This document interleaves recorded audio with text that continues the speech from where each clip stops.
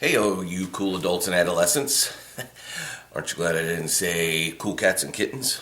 Well, zoology, we are going to start our next phylum, and that is the big one. This is going to be phylum Arthropoda. Lots and lots of information coming to you about the arthropods. So, this is going to take some time, so let's buckle up and get started. The arthropods are the hands down the largest and most successful of the all of the animal phyla that we're going to study, and we're going to see on the next slide a graph that will just try to give you an idea of how big they are. If you remember from Unit 1, when we talked about the major animal phyla, you did the coloring, a little pie wheel. You may remember a little bit about how big this group of organisms is. So, arthropods are animals with an exoskeleton. They possess segmented bodies, and they have jointed appendages. This is a representative of how many species of arthropods that have been discovered. All right, so this large light blue pie wheel, starting from here all the way around to here. I've got that phantom line again, not sure why that's there. This is the insects, and they far outnumber all of the other groups of organisms that there are. So we have the roundworms, and by the way, arachnids, they are going to be in the group that insects are in. They are arthropods as well. All right, so these are some of the, as well as the crustaceans. They're going to be arthropods as well. So you have this little green and this gray wheel added to this blue one that's going to make up all of the different arthropods that have been discovered. That is more than the single-celled organisms. That is more than the mollusks, more than plants, chordates, which is our group. We have a spinal cord, other groups. So these are the smaller, less notable grouping of organisms. Bacteria, viruses, fungi. We're even talking about organisms that are in a separate kingdom. Algae and the roundworms. Add them all up together, they don't even come close to the number of arthropods that are out there. So it is a big, big number. So here's just a small little snippet of all the different kinds of arthropods. Most of these are all insects, except for this guy right here. That's a pseudoscorpion because it has no stinger on the back. But all of the others are all insects, and then this is a member of, this is an arachnid. So these are the different, just all of the different variety of arthropods that are out there. And if you remember from class, just to give you an idea, I mentioned that there are over 350,000 different species of beetles alone. So let's talk a little bit about their general features. They are coelomates, which means they have a true body cavity. Remember, the word coelom means true body cavity. The major body cavity is referred to as the hemocoel. So for those of you who have had some anatomy, you may recall that the hemocoel, that anytime you see hemo, we're dealing with blood. All right, so the hemocoel is the blood cavity. The integument, their covering, is a chitinous cuticle. All right, chitinous because their exoskeleton is made up of chitin, and chitin is a very light, very tough material. And this is why they crunch when you step on those smaller arthropods that we don't want in our homes. Their entire exoskeleton molts periodically, so when they grow, because their skeleton is on the outside, our skeleton is on the inside, so as their soft tissue grows, they have to shed that outer exoskeleton so that they have room to expand. They have a segmented body with uniramius or biramius appendages. Uni means one. Whoops, hit the button there. Sorry about that. Uni means one. So that means their appendages terminate into one point. Bi means two. So that means that their appendages will terminate into 2 points. So if they have pinchers, such as the crustaceans, that's considered biramius. Uniramiuses, their legs are going to be one fixed point. And sorry if you can hear my son's dog, he's snoring in the background. Gas exchange, how do they breathe? This is either by a number of different systems. Tracheal tubes, which the insects have. Tracheal tubes means that there's an open tube that branches and forks and will ultimately then reach every one of their cells. This is a very, very efficient breathing system.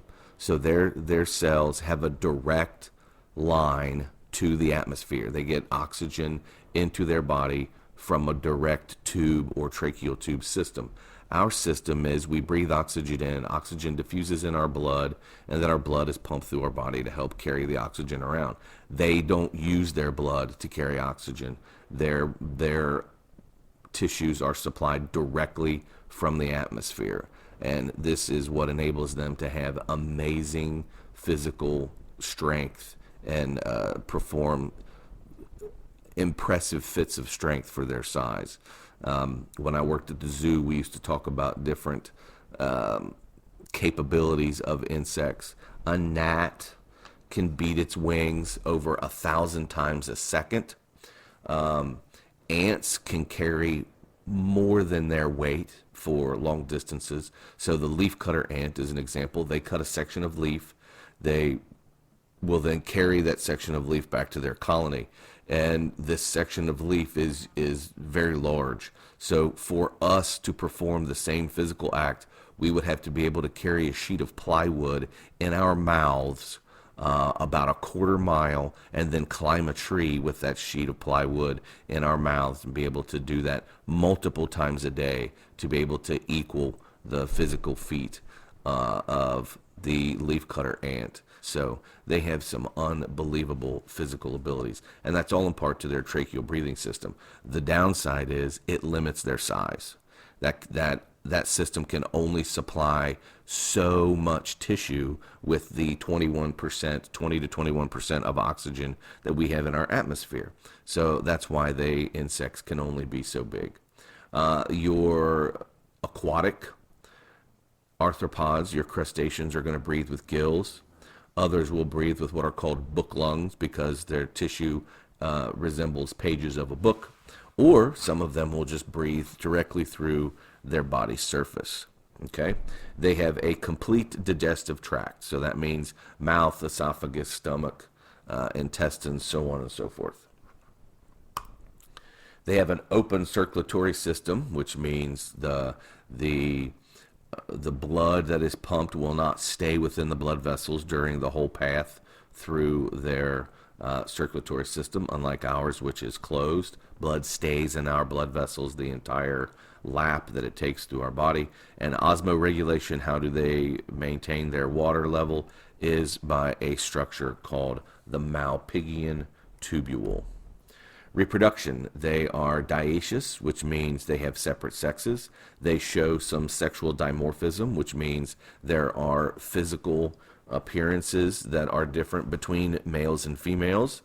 Some of them are very subtle, but depending on the species, some of them are quite noticeable. A lot of your spiders, the males are many, many times smaller than the females. There are some species where the female is a giant compared to the male. It took scientists a long time to be able to figure out that the males were actually of the same species. They were so much smaller than the females. They reproduce with internal fertilization, which means the female's eggs are fertilized inside her body, and they are usually oviparous, which means they lay eggs. And I'm sure that this is no surprise. I'm sure many of us have seen spider egg cases, and sometimes you see spiders carrying their egg cases with them. So that should be no surprise that all of these creatures, all arthropods, are all egg layers. They are distributed worldwide, and there are, at the time that I wrote this PowerPoint, which I'm sure this number has changed because more are being discovered every year, there are roughly 874,000 species in phylum Arthropoda. All right, there are a little over 1 million species that have been discovered and classified, and of those 1 million, almost 900,000 are arthropods. So we're looking at close to 87 to 90 to almost 90% of all animals that have been discovered and classified are all arthropods. So they definitely rule the world when it comes to numbers of species. They are primarily grouped by the differences in their mouth parts. Okay, so let's talk a little bit about that. The subphylum Chelicerata. These are the groups of spiders and other arthropods with chelicerae, which makes sense. Chelicerae are paired appendages near the mouth. So they have, basically this is where you're going to find a spider's fangs are in those paired appendages by the mouth. They have no mandibles. They pre-digest their food outside of their body into a semi-liquid. So if you know anything about spiders, what they do is their venom that they possess, they inject into their prey, and that venom then begins to chemically break down or digest the soft tissue of their prey. So many spiders prey on other arthropods, which means their bodies, that exoskeleton, acts as a container for their meals. So they inject the venom, the animal dies, their bodies are digested from the inside by the venom, and all of that semi-liquid then is held within that exoskeleton, and then when the spider is ready to eat, they re-inject the fangs and they just suck up the liquid that's inside the body. When I was in invertebrate zoology back at NKU, we had a pet spider in the room, and we would feed it crickets, and when it would go, this big wolf spider, and when it would go to eat the crickets, as it would suck the body out of its exoskeleton, that exoskeleton would just crumple up like an empty pop can. It was pretty cool to see. So they don't chew; they just suck up the prey right through their fangs.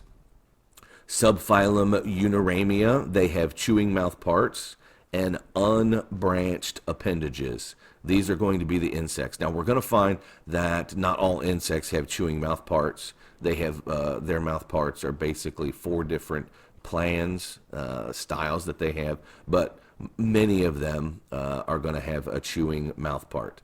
Unbranched appendages means, as we talked about earlier, uni is one, so uniramia, their appendages are going to terminate into one fine fixed point.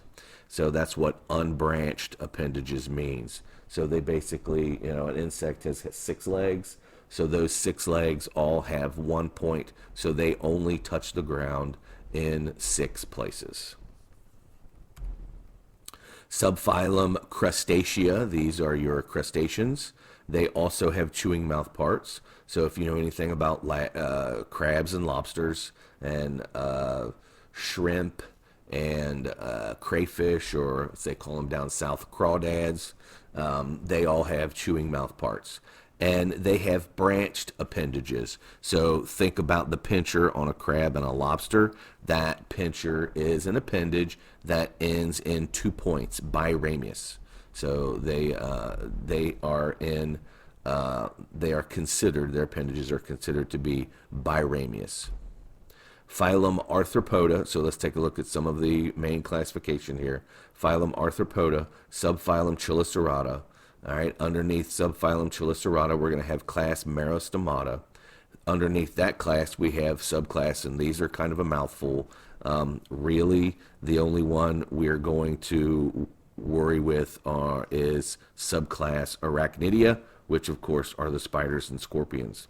I'm not going to test you over these, so we can cross these out. I mean, they're just there just to kind of show you all the differences. This is the one that we're going to focus a lot of our time in. All right, so this is going to be a good stopping point for us. All right, everybody, that's going to be the end of video lesson 1 for the arthropods. So go ahead and head on back over to Schoology and take your exit slip over video lesson 1.